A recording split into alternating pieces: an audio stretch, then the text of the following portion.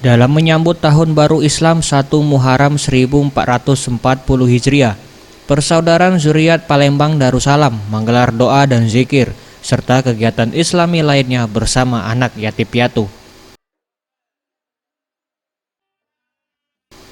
Acara yang bertempat di Jalan Bambang Utoyo, Lorong Cianjur ini juga dihadiri para pemuka agama dan tokoh masyarakat.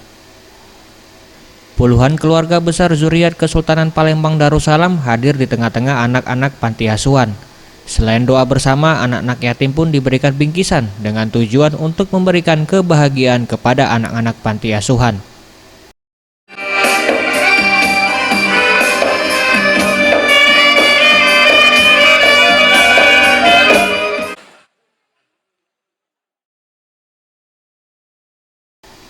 Perwakilan Zuriat Kesultanan Palembang Darussalam, Raden Muhammad Fadli Rahman mengatakan, tidak ada misi apapun, pihaknya hanya ingin berbagi untuk merayakan bersama anak yatim piatu.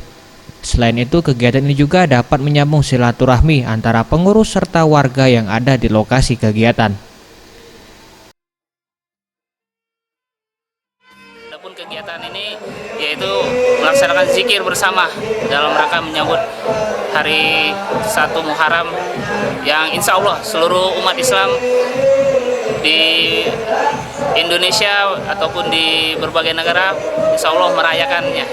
Kegiatan ini kita laksanakan untuk mengikat tali silaturahim. Jadi lebih tepatnya kita undang semua unsur-unsur dari baik itu pemerintahan ataupun masyarakat umum ataupun persatuan-persatuan perkumpulan-perkumpulan Zuriat Palembang Darussalam. Sudah dikatakan sudah setiap tahun dilaksanakan. Tahun kemarin kita bergabung bersama Keraton Kesultanan Palembang Darussalam itu agar kegiatan 1 Muharram yang selama ini pudar dikembalikan lagi, dikenalkan lagi. Dahulu sering ada kegiatan-kegiatan 1 Muharram di zaman-zaman Kesultanan Palembang Darussalam.